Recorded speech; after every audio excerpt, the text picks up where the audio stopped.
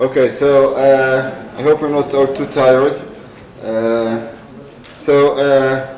I'm going to get down from the very lofty ideas about global economics and crisis and how to help people that cannot talk to discuss one with each other to really the lowest possible level that you can, which is the microbiome of your gut. And I won't get into details how we get the microbiome of this gut, but believe me, it's better to do the data analysis than to do the experimental part of the analysis.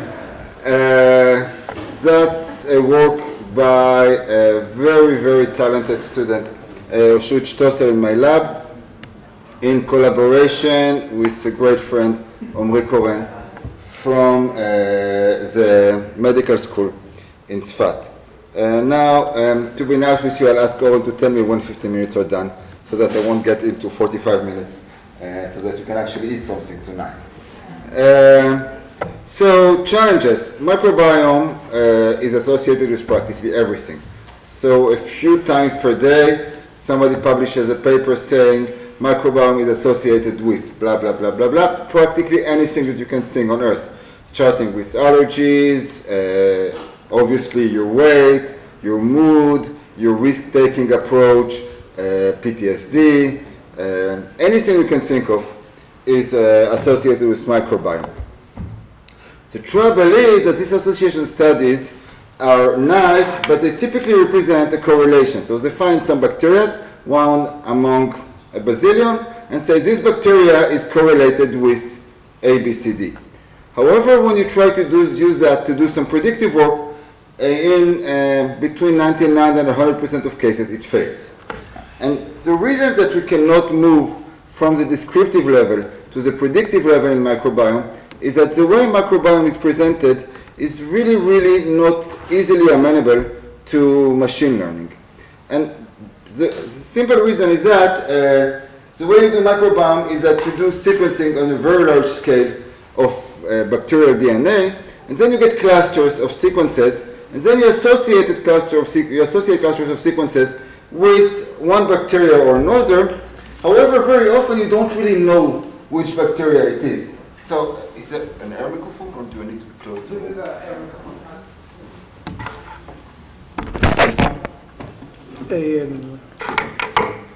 Let's see if it works. Never mind. I'll take her. So sometimes bacteria is associated, or a sequence associated with a really specific bacteria, like at the species level, while sometimes it's associated with something very large, like a group of bacteria or anything like that. And so you have data which is represented at many different levels.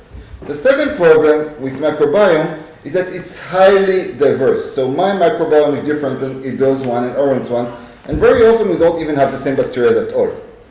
The third problem is that the distribution is very wide. Some bacteria are in copies of millions and billions and so on, and some bacteria are very rare. And there are also kinds of experimental problems, like the fact that we don't really know how much DNA was sampled. So when we do different people, we sample different amounts of DNA. Which means that if you just take the numbers of bacteria that you get from anybody, and you try to use that in any kind of machine learning framework, it typically fails.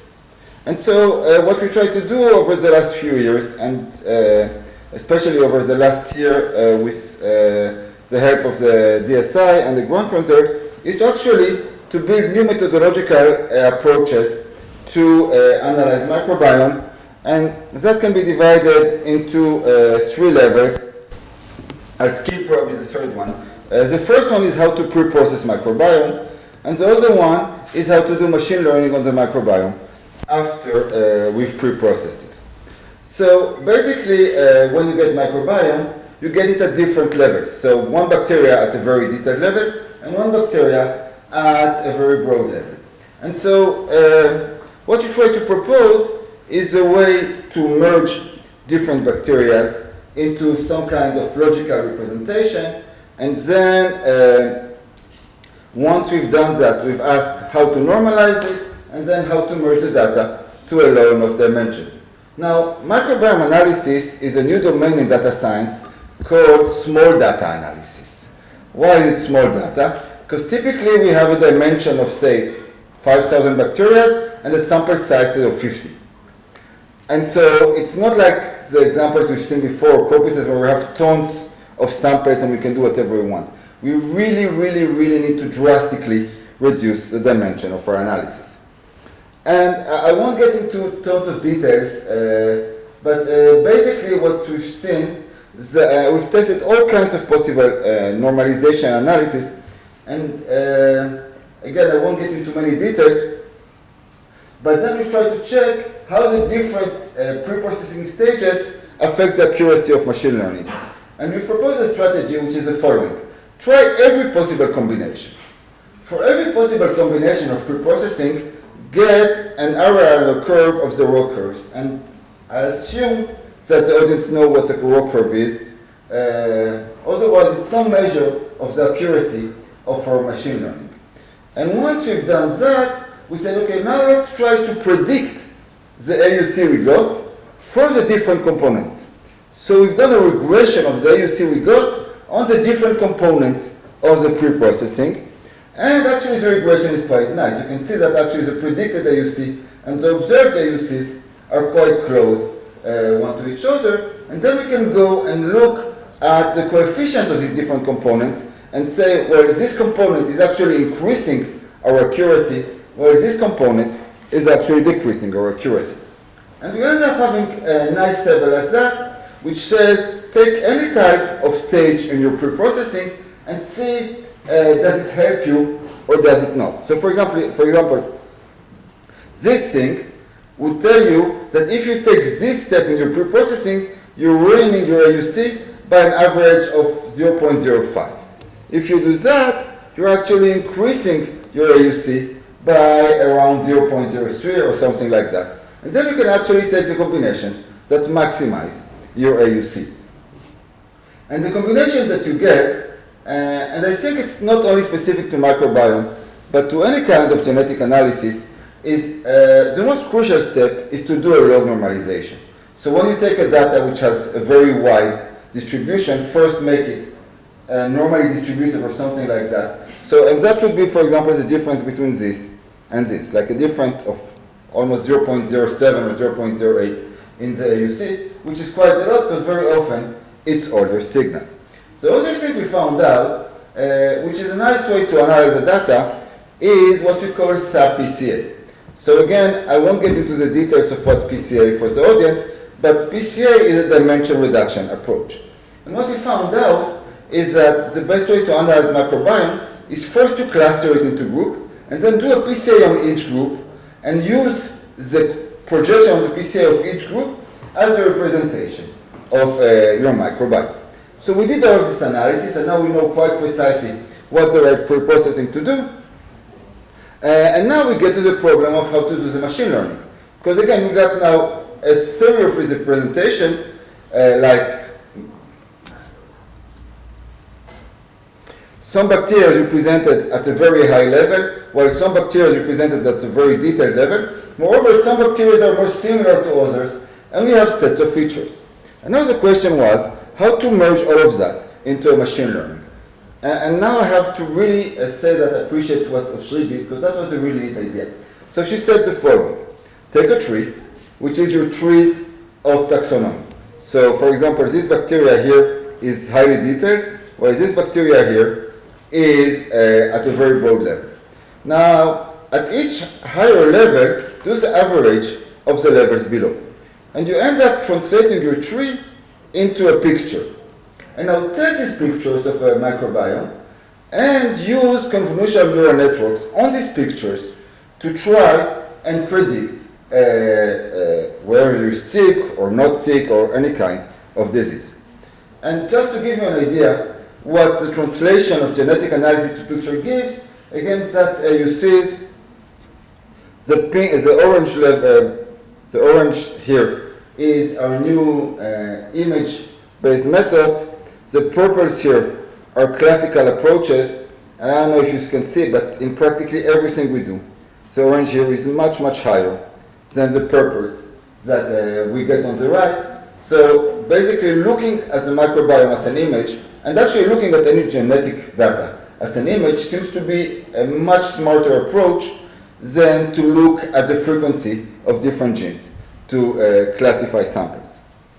So now, once we saw that images are a good way to represent genetic data, we went and asked, okay, so now what do we do when we have a time series of genetic data, so evolution of genetic data?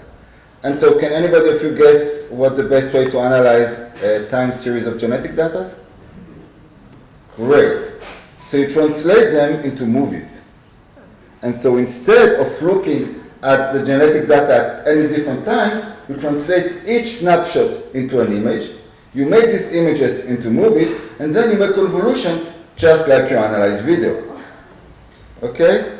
And again, just to give you an idea, that is the gray is the state of the art on 5 different time series analysis methods.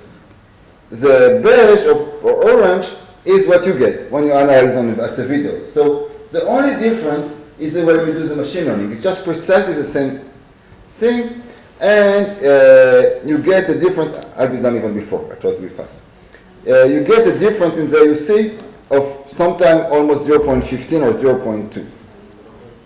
And so just to get you an idea of how you analyze images as a video, I don't know if you see it properly here because it's too dark, but the way we did is reduce the convolution over 3 time points, just to give you the idea, and we used a tool called GradCam. What GradCam is doing is actually looking where the gradients are high or low in gradient descent analysis. So it's actually focusing on the interesting part of the image, and then we've put each image as a different color in RGB.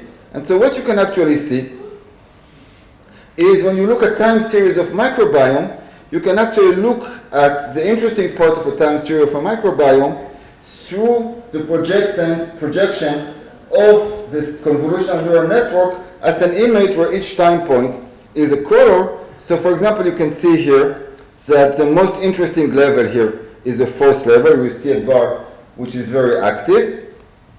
And you can actually see which bacteria as a group contain a lot of information on the condition that we've been studying here. Specifically, are you allergic or are you not allergic to milk?